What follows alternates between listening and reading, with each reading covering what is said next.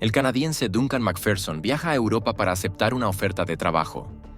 Quiere aprovechar los días previos al viaje para reunirse con unos viejos amigos. Su viaje le lleva de Alemania a Austria y más tarde quiere ir a Italia. Pero Duncan nunca llega allí. Parece haberse esfumado de la faz de la tierra y la gente casi no espera volver a encontrarlo. Pero un caluroso día de verano, de repente se descubren rastros con los que nadie debía toparse. Y pronto surge la pregunta: ¿es la desaparición de Duncan Macpherson un trágico accidente o una de las mayores conspiraciones de Austria? Traducción realizada con la versión gratuita del traductor deepl.com.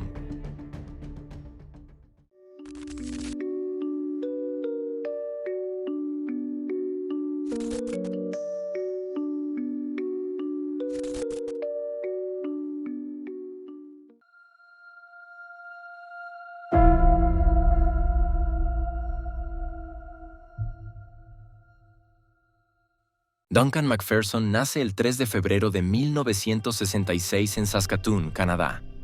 Crece con su hermano menor Derek junto a sus padres Bob y Linda Macpherson. Desde su más tierna infancia, el hockey sobre hielo es la mayor pasión de Duncan. En el verano de 1982, es admitido en el equipo juvenil de los Saskatoon Blades. En 1986, comienza a jugar profesionalmente para los Springfield Indians en la American Hockey League, un equipo afiliado a los exitosos New York Islanders. Después de 3 años, es pagado y despedido porque ha sufrido varias lesiones y el club lo considera demasiado propenso a lesionarse. En ese momento, Duncan tiene 23 años. Linda teme que su hijo caiga en un pozo y que la pérdida de su trabajo le afecte psicológicamente. Pero no es el caso. Duncan ama la naturaleza y el senderismo y decide explorar el sendero de los Apalaches. Esta ruta de senderismo de larga distancia se extiende a lo largo de unos 3.500 kilómetros a través de las montañas Apalaches de América del Norte. En las semanas siguientes, pone en práctica su plan y recorre el este de los Estados Unidos. Cuando regresa a casa, le diagnostican borreliosis, una enfermedad infecciosa transmitida por garrapatas.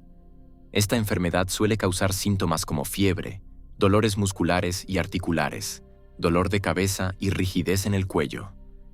En casos raros, la enfermedad también puede provocar cambios de personalidad y amnesia, una información que puede ser relevante más adelante. Sin embargo, Duncan parece estar superando bien la infección y se recupera rápidamente. Las siguientes semanas se las pasa buscando trabajo.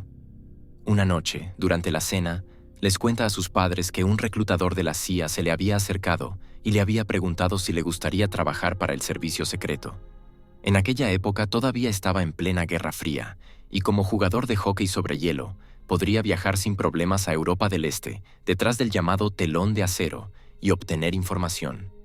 Sin embargo, Duncan ya había rechazado la oferta porque para ello habría tenido que adoptar una nueva identidad. Para él, estar separado de su familia y de su novia Tara de forma permanente no es una opción. Pero poco tiempo después, Duncan recibe otra oferta muy tentadora. Le llama Ron Dixon, un empresario canadiense que vive en Escocia y es propietario del equipo de hockey sobre hielo Dundee Tigers. Le ofrece empezar a trabajar con él como jugador y entrenador. Duncan acepta viajar a Escocia y echar un vistazo a todo in situ. Los dos quedan el 12 de agosto en Dundee. Como Duncan tiene algunos conocidos en Europa en esa época, planea volar antes y pasar unos días en Alemania, Austria y Suiza. El 2 de agosto, Duncan emprende su viaje desde Saskatoon a Europa vía Edmonton. En su equipaje lleva un libro titulado Touching the Void. La historia, basada en hechos reales, trata de 2 alpinistas, uno de los cuales cae en una grieta del glaciar y casi muere. Duncan lleva mucho tiempo fascinado por la montaña y ahora se conoce bien. Siempre que sale de excursión con sus amigos, les advierte de que no se alejen de los caminos, ya que es fácil pasar por alto las grietas de los glaciares.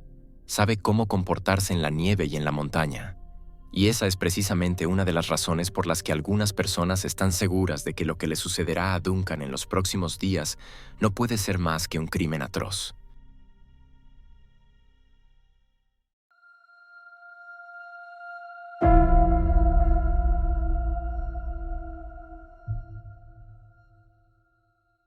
El 3 de agosto de 1989, Duncan se encuentra en Nuremberg con un buen amigo suyo, George Pesut.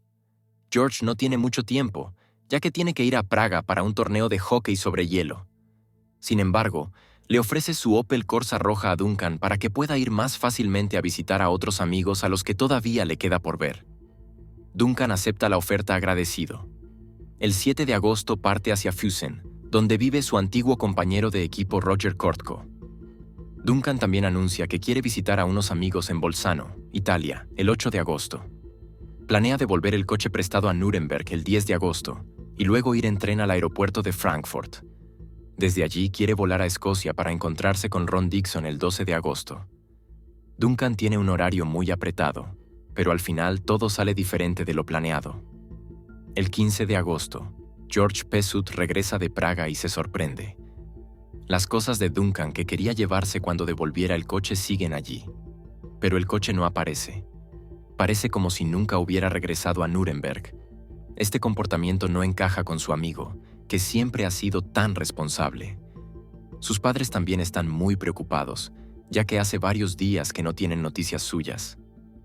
El 16 de agosto, un entrenador de Escocia se pone en contacto con sus padres para preguntar por él. Les informa de que Duncan nunca llegó a Escocia. Sus padres se dan cuenta entonces de que su hijo ha desaparecido en algún lugar de su viaje. La última señal de vida la recibieron el 7 de agosto, cuando se dirigía a Füssen. Nadie ha tenido noticias suyas desde hace más de una semana. La familia de Duncan informa a la policía de su desaparición. Se informa a las autoridades de Alemania, Austria y Suiza, así como al Ministerio de Asuntos Exteriores de Canadá. Esto asegura que la información necesaria se transmita a los demás países. En un principio se baraja la teoría de que Duncan ha desaparecido voluntariamente y sigue viajando por Europa. Sin embargo, esta teoría se descarta rápidamente, ya que Linda tiene un poder notarial sobre las cuentas de su hijo y puede comprobar que desde el 7 de agosto no se ha cobrado ningún cheque de viaje y que tampoco hay ninguna otra actividad en la cuenta. En Alemania se llevan a cabo en los días siguientes amplias operaciones de búsqueda, pero todas ellas resultan infructuosas. Como las investigaciones policiales posteriores tampoco aportan nueva información, Bob y Linda se ponen en camino hacia Alemania el 27 de agosto. En el equipaje llevan 2.000 retratos robots impresos por ellos mismos que quieren colgar y distribuir.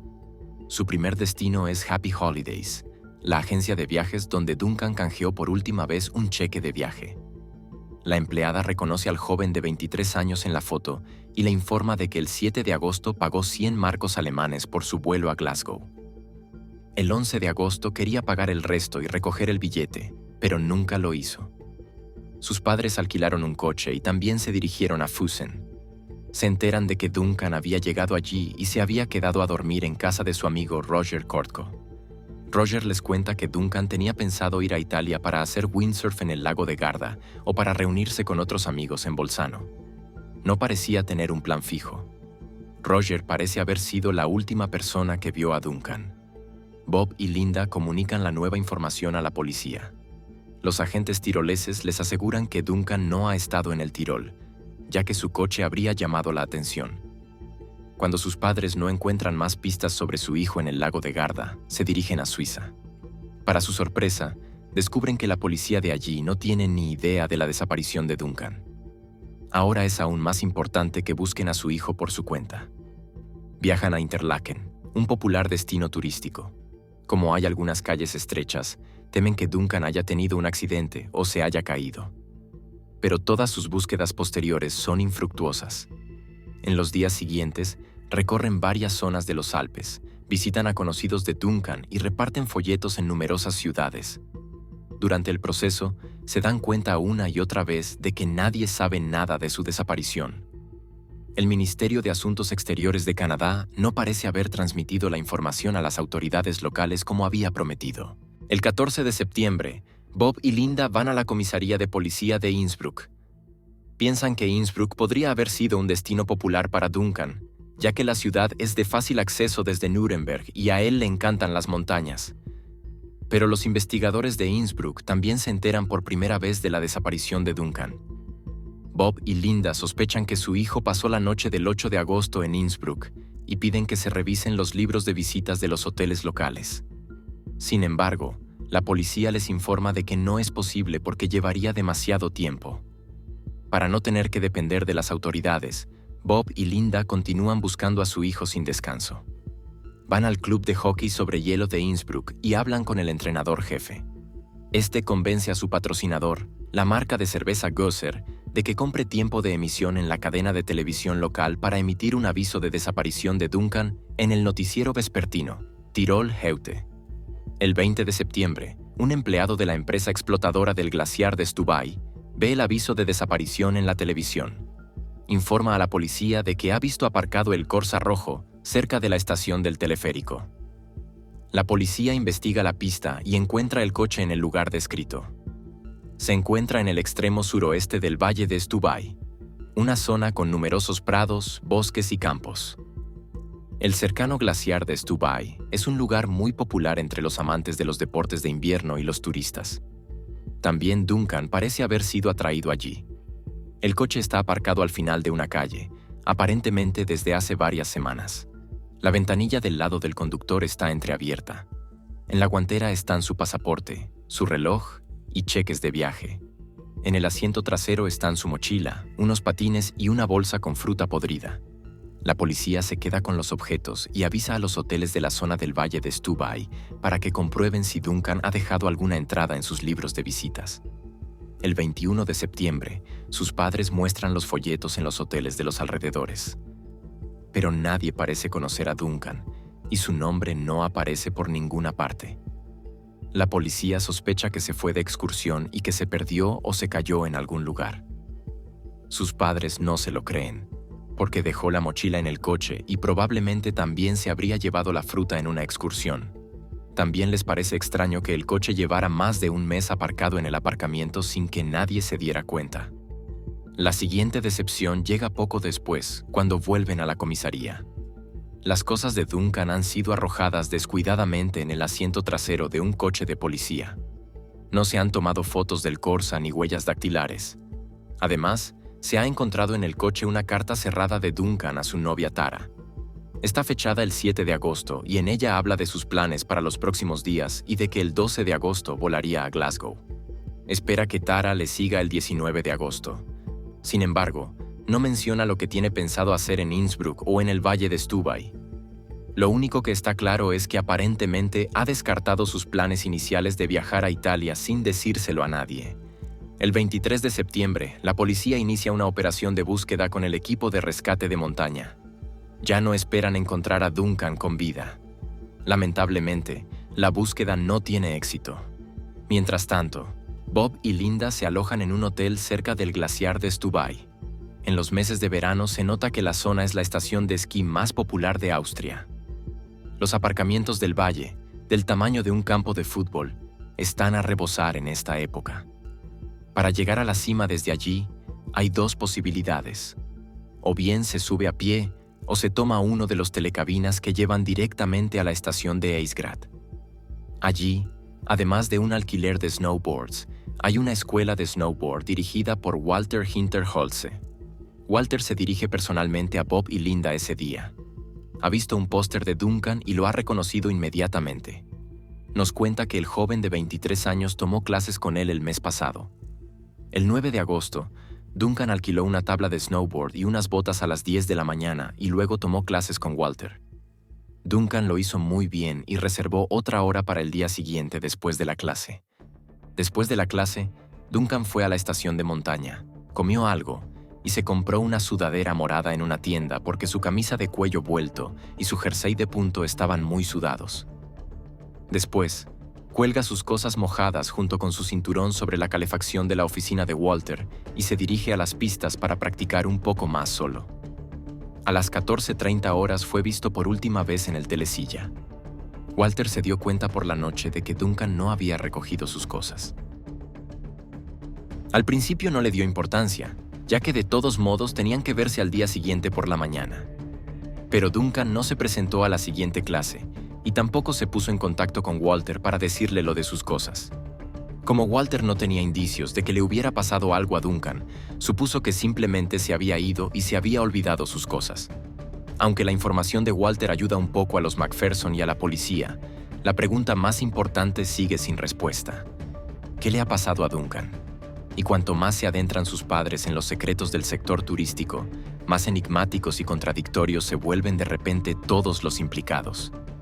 Casi como si quisieran mantener un secreto que nunca debe salir a la luz.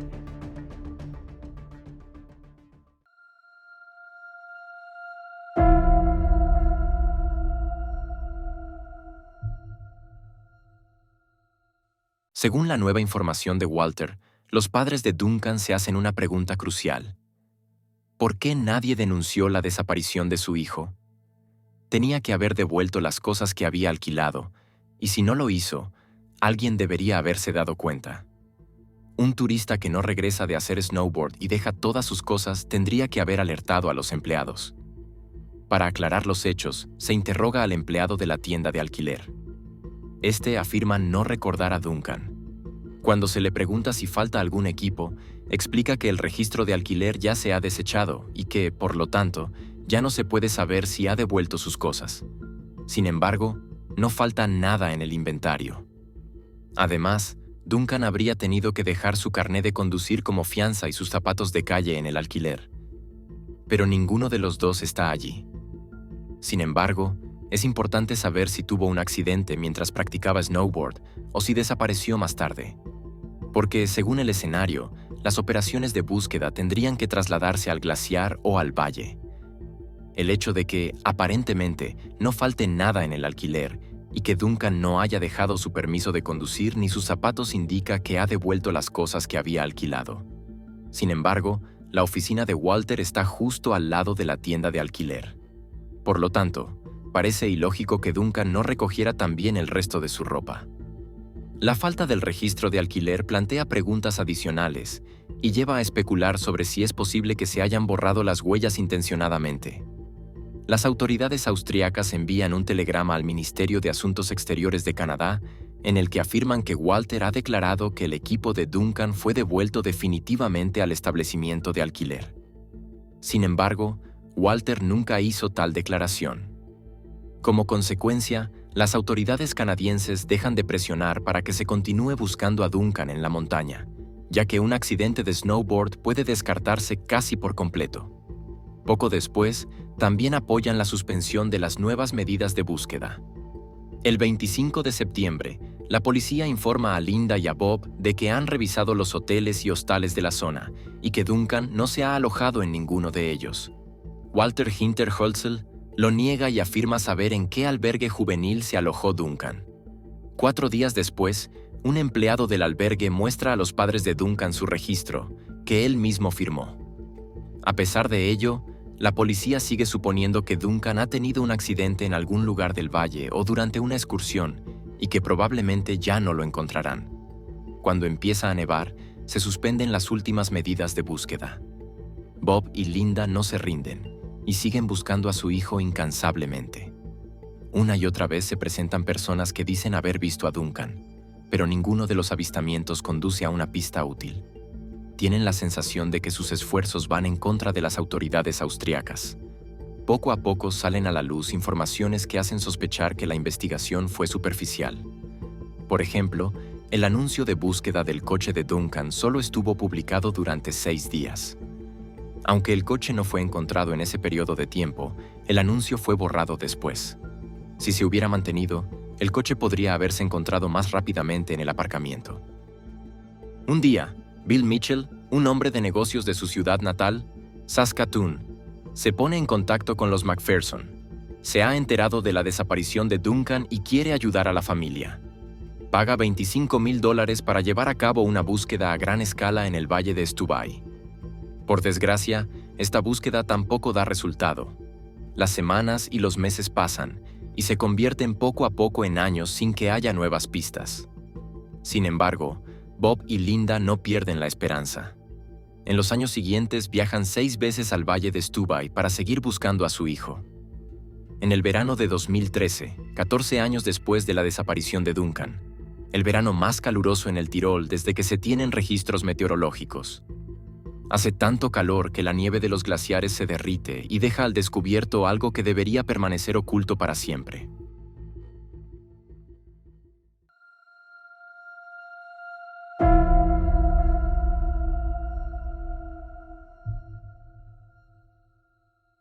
La tarde del 18 de julio de 2003, dos trabajadores de la estación de esquí del glaciar de Stubai hacen un descubrimiento. De entre el hielo sobresalen trozos de tela, un guante rojo y una parte de una chaqueta amarilla. Al acercarse, ven que debajo hay enterrados una tabla de snowboard y un cadáver humano. Los hombres avisan inmediatamente a la policía, que a su vez informa al servicio de rescate de montaña. A las 17 horas llega un helicóptero de los servicios de rescate de montaña. El inspector examina durante 10 minutos el cadáver, que está en su mayor parte congelado, y luego sigue su camino. Los dos trabajadores de la pista se quedan atrás con la misión de liberar el cadáver del hielo. Mientras los trabajadores recuperan el cadáver, que está hecho pedazos, la policía no está en el lugar. El lugar del hallazgo no se acordonó ni se tomaron huellas. Después de que los trabajadores recogieran los restos en varias bolsas, un segundo helicóptero llevó los restos mortales a un depósito de cadáveres en el valle. Los restos de Duncan fueron liberados por la fiscalía en pocas horas para que se pudiera realizar una autopsia. Sin embargo, no se lleva a cabo. Un médico afirma en su informe que se ha realizado una autopsia y que la causa de la muerte de Duncan es un politraumatismo. Esto significa que una sola lesión o varias lesiones en su conjunto han provocado su muerte. Se dice además que, al caer en una grieta del glaciar, sufrió múltiples lesiones que fueron la causa de su muerte. En ese momento, en el Tirol se aplica la ley según la cual, si se encuentra un cadáver en un espacio público, debe acudir un médico en un plazo de 3 horas para inspeccionar el cadáver tal y como se ha encontrado antes de ser recuperado. Solo después se debe realizar una autopsia. En el caso de Duncan Macpherson, poco después de que los restos llegaran a la morgue, se informó al fiscal de que se había realizado una autopsia. A continuación, este autorizó el entierro del cadáver. Se sabe con certeza que no se pudo realizar una autopsia en ese breve espacio de tiempo, porque el cadáver de Duncan todavía estaba completamente congelado y vestido. Como en ese momento aún no se sabe con certeza si los restos son de Duncan, el cadáver es trasladado al Instituto de Medicina Forense de Innsbruck, donde el Dr. Walter Ravel debe determinar la identidad. El Dr. Ravel ya ha llamado la atención en varios casos por dictámenes que han sido objeto de críticas. También en este caso se producen algunas incongruencias, pero vayamos por orden. El Dr. Ravel confirma que el cadáver es de Duncan. En la solicitud de aclaración de identidad que le ha entregado el oficial de policía, se indica que el cadáver fue recuperado a 120 metros al este del Telesilla. Sin embargo, las fotos tomadas durante la recuperación demuestran que esto no es cierto y que el cadáver se encontraba a apenas 30 metros del Telesilla, en medio de la popular pista de esquí Schaufelschuss, un lugar por el que los padres de Duncan han pasado innumerables veces en los últimos años. En una foto de 1997, se ve a Linda a pocos metros de donde se encontraron los restos de su hijo 14 años después. Muchos años antes, Linda ya sospechaba que su hijo podría estar enterrado en algún lugar del glaciar. En una entrevista dice: «En los 14 años que llevábamos buscando a Duncan, empezó el debate sobre el calentamiento global.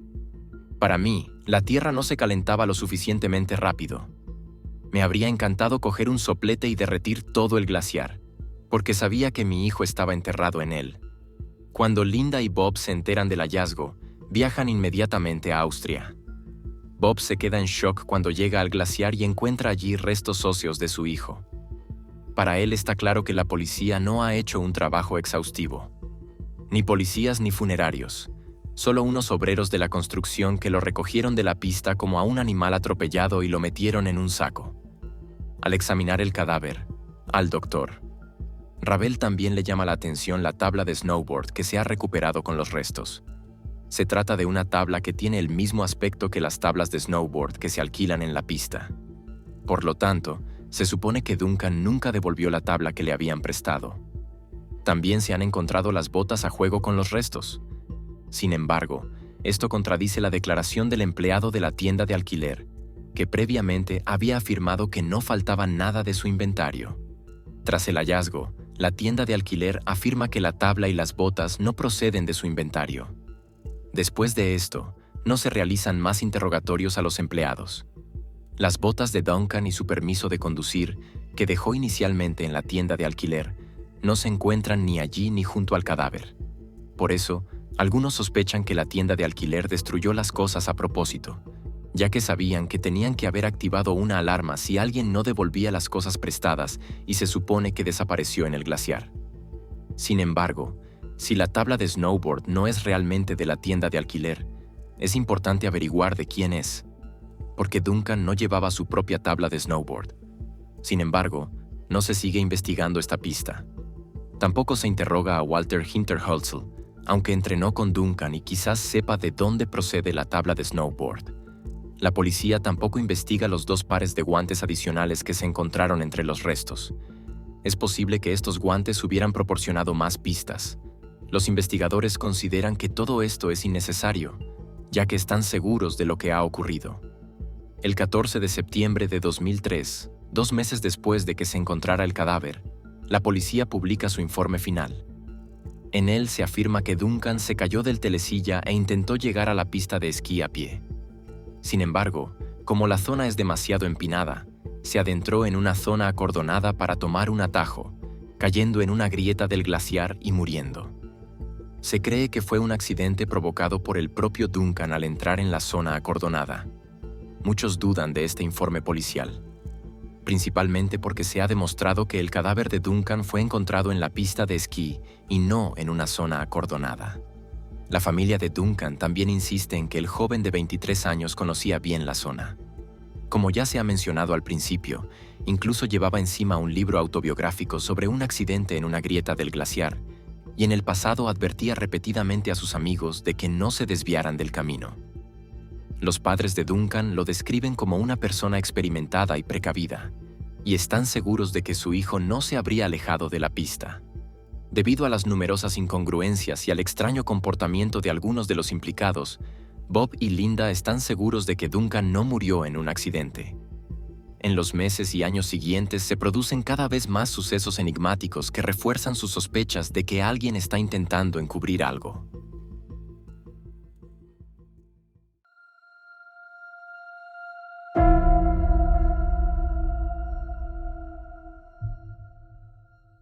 Hay que preguntarse rápidamente, ¿la desaparición de Duncan Macpherson es un trágico accidente o una de las mayores conspiraciones de Austria?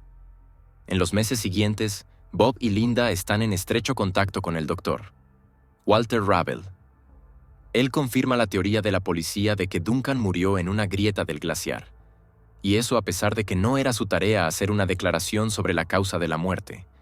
En realidad, solo debía aclarar la identidad del cadáver. Es extraño que no haya tomado muestras de ADN o de dientes. En total, el cadáver de Duncan permanece 9 días en su instituto. Y según Bob y Linda, ni siquiera se le refrigera. Cuentan que al principio se les permitió examinar el cadáver y que volvieron a hacerlo al cabo de 4 días. La segunda vez ya olía a descomposición. El doctor Rabel menciona en su informe un corte en la cabeza y que no hay signos de violencia. Se omiten algunas otras lesiones. Por ejemplo, a Duncan le falta la mano izquierda y tiene la cabeza y la pierna izquierda gravemente heridas. Cuando sus padres examinan el cadáver, las piernas están cubiertas, por lo que no pueden ver la lesión. El doctor Rabel justifica esta decisión diciendo que no quería causar más problemas a Bob y Linda. También les dice que la fiscalía tendría que dar su consentimiento para la autopsia y que, de lo contrario, no podría realizarla. Después de que el informe del primer médico indicara que la causa de la muerte fue una caída, la fiscalía rechazó la autopsia, posiblemente porque ya suponía que se trataba de un accidente. Otra teoría es que la autopsia fue rechazada porque, en caso de que se tratara de un crimen, lo más probable sería que se tratara de un homicidio, que ya habría prescrito después de 14 años. Sin embargo, los padres de Duncan estarían encantados de tener por fin la certeza de lo que le sucedió a su hijo, aunque ya no se pudiera pedir cuentas a un posible culpable. El doctor Rabel no les menciona que en Austria se puede solicitar una autopsia privada por unos 1.000 euros sin el consentimiento de la fiscalía. Aunque el doctor Rabel probablemente conoce esta posibilidad, solo les dice a los padres de Duncan que no puede realizar la autopsia porque la fiscalía no lo ha autorizado. Linda y Bob siguen en contacto con el doctor Rabel por carta. Les ofrece hacer radiografías y tomografías computarizadas a espaldas de la fiscalía. Por supuesto que haría lo mismo por sus amigos canadienses. Los padres de Duncan aceptan la oferta agradecidos, tras lo cual, el doctor Ravel realiza las radiografías y las analiza él mismo. Les informa una vez más de que, a juzgar por las radiografías, la muerte de Duncan solo puede haber sido un accidente, ya que no se observan signos de violencia. Linda y Bob confían en el médico y proceden a incinerar los restos de Duncan. El intercambio de cartas entre el doctor Ravel y los padres de Duncan se prolonga durante varios años y casi se convierte en una relación amistosa. Un día, los padres de Duncan le piden las radiografías que había hecho. Cuando las reciben, se quedan impactados por su calidad. Las imágenes están fotocopiadas y recortadas. Las piernas, cuya lesión podría ser decisiva, no se ven en absoluto en las radiografías. Entonces Bob y Linda solicitan las radiografías originales. El doctor Ravel finalmente les envía las radiografías y, meses después, también las tomografías computarizadas. Solo ahora los padres de Duncan se dan cuenta de la magnitud de las lesiones de su hijo. Ven por primera vez que su mano izquierda está amputada y su pierna gravemente dañada. Cuando se lo dicen al doctor Ravel, este les dice que cree que Duncan cayó en la grieta del glaciar y se asfixió allí. Intenta tranquilizarlos explicándoles que, justo antes de asfixiarse, las personas a veces sienten una sensación de felicidad debido a los cambios hormonales. Las graves lesiones se debieron a los movimientos de las paredes del glaciar, que con el paso de los años aplastaron literalmente el cuerpo de Duncan. La confianza de Bob y Linda en el doctor Ravel se ha visto gravemente dañada en los últimos meses. Primero les dio las radiografías recortadas y luego tuvieron que esperar meses para recibir las originales. Temen que el médico les esté ocultando algo. Por eso acuden a otros expertos con las radiografías. Varios especialistas confirman entonces que la teoría del Dr. Ravel es errónea. En 2009, los padres de Duncan se dirigen a John Leake, un escritor de investigación de Texas que vivió muchos años en Austria y que, entre otras cosas, escribió un libro sobre el asesino en serie Jack Unterweger. Cuando los padres de Duncan le envían las fotos, John Leake comienza a reabrir el caso junto con varios expertos forenses. Durante 2 años analizan imágenes y pistas y finalmente llegan a la conclusión de que no pudo tratarse de un accidente y que se ocultaron deliberadamente las pruebas. El comportamiento de los forenses también plantea dudas a John Leake, lo que me pareció muy extraño. Me enseñaron el certificado de defunción y en la casilla de ¿se realizó una autopsia?, ponía sí. Alguien que es médico de cabecera o forense anotó sí. Pero el forense de Innsbruck dijo que no había realizado ninguna autopsia. Entonces, ¿por qué aparece en el certificado de defunción? Es un documento oficial. ¿Por qué se anotó mal? Junto con sus expertos, John Leake desarrolla su propia teoría sobre lo que realmente pudo haberle ocurrido a Duncan.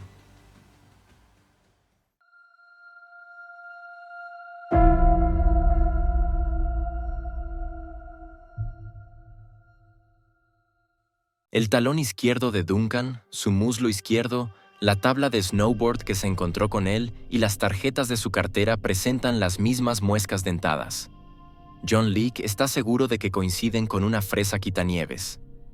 Una fresa de nieve es un aparato que se utiliza para quitar la nieve y que se utiliza en el glaciar de Stubaiy para aplanar y trabajar las pistas de esquí. El Dr. Ravel intenta en primer lugar refutar esta teoría afirmando que el servicio de pistas del glaciar le informó de que, al recuperar el cadáver de Duncan, hubo que utilizar una máquina pisanieves para desenterrar la tabla de snowboard. Según él, la tabla quedó dañada y rota. John Leake llama entonces a un experto en accidentes de esquí que pone en duda las declaraciones del Dr. Ravel. Los daños de la tabla de snowboard son idénticos a los que puede causar una fresa quitanieves, y ninguno de los equipos de una fresa quitanieves habría sido adecuado para recuperar objetos del hielo. La tabla de snowboard tiene 3 muescas a la misma distancia entre sí. El patrón y la distancia se corresponden exactamente con los dientes de una fresa. Además, en la madera expuesta de la tabla de snow destruida hay una decoloración roja. En el momento de la muerte de Duncan, la mayoría de las fresas de nieve estaban recubiertas de pintura roja.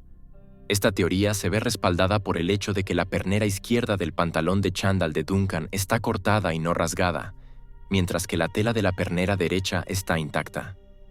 Además, el reloj de la mano izquierda de Duncan no presenta ningún daño. Sin embargo, los dedos de la mano derecha están todos arrancados. Esto no encaja con la teoría de que el cadáver de Duncan estuvo aplastado por el glaciar durante años. Todos los expertos a los que Bob y Linda muestran las imágenes están de acuerdo. Uno de ellos es un cirujano ortopédico de California. Sobre las imágenes dice: las fotos muestran que la mano izquierda parece haber sido cortada por una sierra de mesa. La pierna izquierda presenta múltiples fracturas segmentarias, así como abrasiones extensas de músculos, piel y tendones. El antebrazo izquierdo fue amputado justo debajo del codo.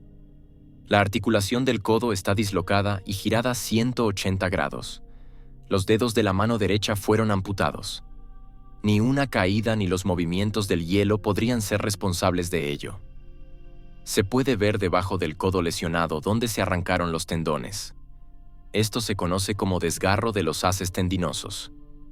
Una lesión característica cuando, por ejemplo, un taladro o un sinfín de transporte agarra la extremidad y tira de ella al mismo tiempo y la corta. Estas bandas blancas de aquí son tendones que se han desgarrado. Esto no ocurre con el movimiento del hielo, sobre todo porque los tendones estaban congelados y se rompen con facilidad. Su ropa también indica que ha sido cortada con instrumentos afilados. La antropóloga forense Miriam Nafte, de Canadá, también afirma que muchas de las fracturas de Duncan solo pueden haberse producido por el contacto con una máquina. Después de que el jefe de radiología del Hospital Universitario de Saskatoon viera las imágenes, dijo: por lo que puedo juzgar por la fractura de su tibia, parece como si la pierna de Duncan hubiera entrado en una batidora. Richard Penniman, experto en reconstrucción de accidentes de esquí que ha tratado varios casos de víctimas atrapadas en máquinas quitanieves, añade: la tabla de snowboard se metió en una fresadora de nieve. La pierna izquierda también se metió en la fresadora. No solo se rompieron varios huesos, sino que la carne que rodeaba los huesos quedó destrozada. Al caer en una grieta del glaciar, se te podrían romper los huesos, pero la carne no quedaría tan aplastada. Todos estos expertos coinciden en que la valoración del Dr.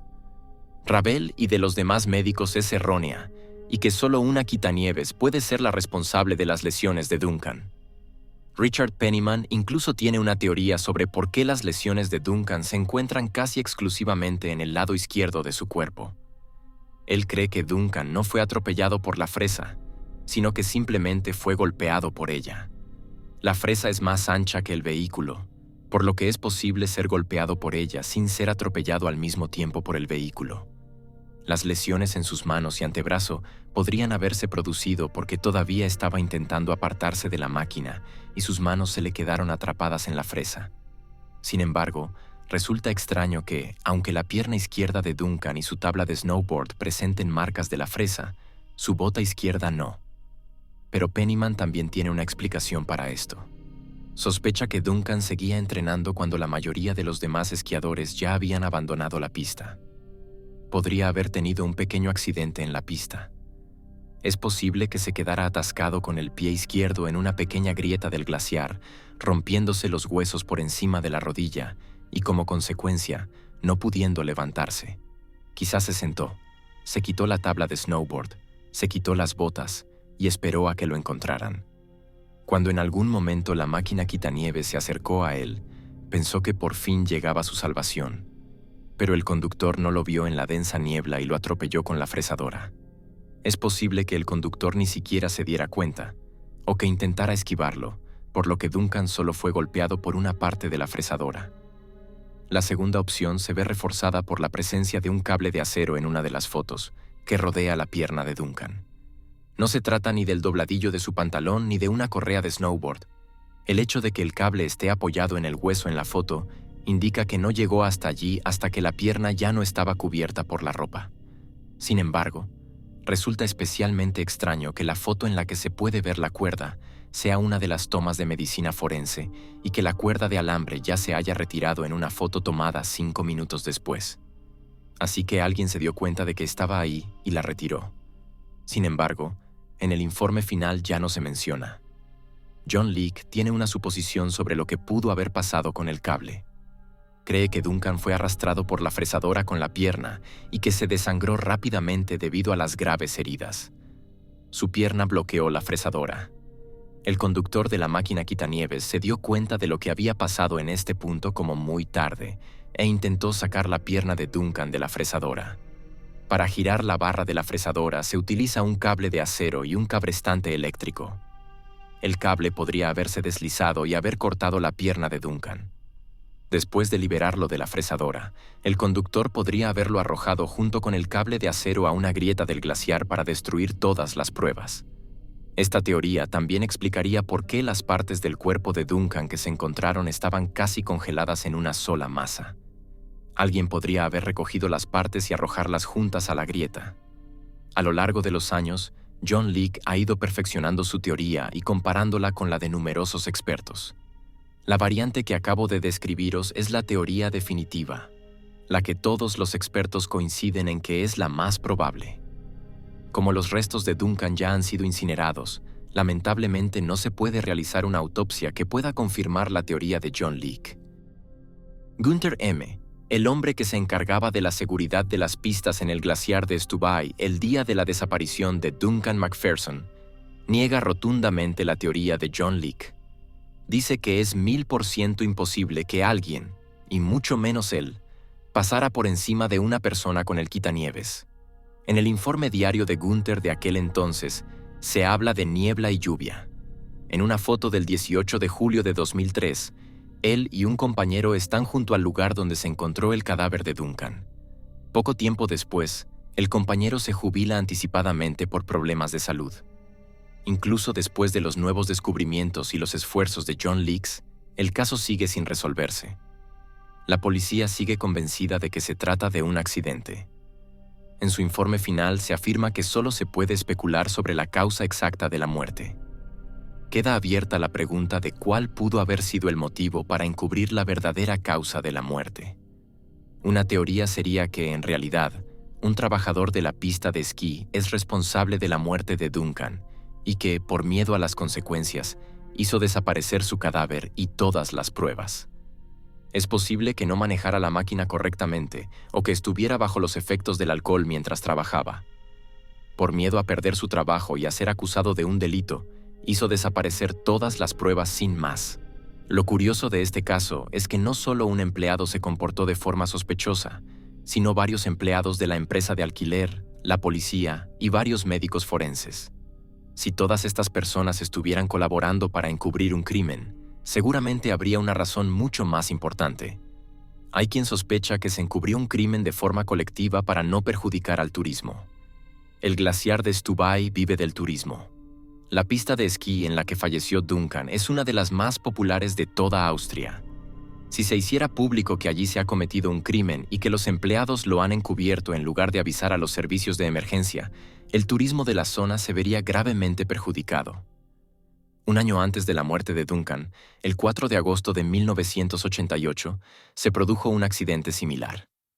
Jing Chung Chio, un estudiante de Hong Kong, cayó en una grieta del glaciar y murió 5 días después a causa de las heridas. El caso no fue ocultado, pero se mantuvo deliberadamente en secreto. No se mencionó en los periódicos y tampoco se informó del caso a los padres de Duncan. Desde octubre de 1989, también se encuentra desaparecido un esquiador italiano, cuyo cadáver también fue encontrado en una grieta glaciar en el verano de 2003. En 2002, un turista alemán cayó en una grieta. Por suerte, consiguió pedir ayuda con su teléfono móvil. Sin embargo, cuando fue rescatado, sus salvadores le dijeron directamente que no podía hablar con la prensa. Nunca más se volvió a informar en los medios de comunicación sobre su accidente. Un empleado de pistas afirma que en el glaciar de Stubaiy se hunden entre 15 y 20 personas al año por grietas delgadas. Sin embargo, en la mayoría de los casos pueden ser rescatadas a tiempo. Estos casos se mantienen en gran medida fuera de la prensa, ya que se sabe que la zona depende del turismo y que esos titulares serían muy perjudiciales desde el punto de vista financiero. En su lugar, la policía y los responsables locales insisten una y otra vez en que la zona es muy segura. El doctor Walter Rabel es ahora presidente de la Sociedad Austriaca de Medicina Forense y subdirector del Instituto de Medicina Forense de Innsbruck. No solo ha destacado en el pasado por su valoración del caso de Duncan Macpherson. En la Navidad de 2005, Raven Vollrath, de 25 años, desapareció en el Tirol. Quería trabajar allí en una estación de esquí. 6 meses después, unos excursionistas encontraron el cadáver de Raven a unos 2,5 kilómetros de distancia, bajo un puente en el cauce seco de un arroyo. Estaba tumbado en un colchón, vestido solo con ropa interior, calcetines y una camiseta. La policía llega más tarde a la conclusión de que, con esa ropa y con el colchón, salió de la casa y quiso dormir en el lecho del arroyo. Allí es donde murió. Llegan a esta conclusión, entre otras cosas, gracias a la pericia del doctor Walter Rabel, quien afirma en su informe que no hay indicios de un crimen. Años más tarde, el caso se reabre. Los expertos alemanes determinan, basándose en copias de las fotos de la autopsia, que tiene heridas infligidas por otros. En la camiseta hay heridas punzantes claramente visibles, probablemente causadas por un cuchillo. Como resultado, el cadáver de Raven es exhumado e investigado. Se pueden ver cortes en las costillas y el esternón. Posteriormente se determina que Raven Vollrath fue asesinada. Queda abierta la pregunta de cómo es posible que los expertos lleguen a esta teoría solo a través de fotos, y cómo un médico cualificado puede pasar por alto esto en sus exámenes. En 2006 desaparece Susie Greiner, de 28 años. La camarera alemana desaparece después de aparcar su coche en un aparcamiento. Más tarde se encuentra también su cadáver. El doctor Walter Rabel vuelve a ser el encargado de la investigación. Llega a la conclusión de que murió por hipotermia y que la lesión en la cabeza se produjo al caer. Susie fue encontrada desnuda. Tendría que haber caminado desnuda durante muchas horas para morir congelada. Su madre le pregunta al doctor: «Rabel, ¿cómo es posible que los pies de su hija no presenten lesiones o marcas, cuando lo único que se encuentra es un poco de hierba entre los dedos? Se supone que ella caminó descalza durante horas». También le pregunta cómo sabe que la herida fue causada por una caída y no por un golpe o un empujón, pero nunca recibe respuesta a sus preguntas. Si nos creemos las descripciones de Bob y Linda Macpherson sobre Walter Rabel, el comportamiento de este resulta muy ambivalente. Cuando los dos vieron por primera vez el cadáver de Duncan, el doctor, Rabel empezó a llorar y después estableció una relación amistosa con ellos. Durante años mantuvo el contacto con ellos e incluso les ofreció hacer radiografías del cadáver y enviarles las imágenes, aunque no estaba autorizado a hacerlo. Si el doctor Rabel quería encubrir algo, cabe preguntarse por qué se tomó tantas molestias. ¿Por qué mantuvo un contacto tan estrecho con los Macpherson e incluso arriesgó su trabajo para ayudarles si en realidad quería encubrir algo? Hasta la fecha, sigue respondiendo detalladamente a todas las preguntas que se le hacen sobre el caso de Duncan Macpherson. ¿Podría ser que alguien le obligara a actuar en contra de su conciencia? Me gustaría destacar que todo esto no son más que conjeturas y que no quiero acusar a nadie. No hay ninguna prueba oficial de ello. Todos son teorías y suposiciones sacadas de Internet.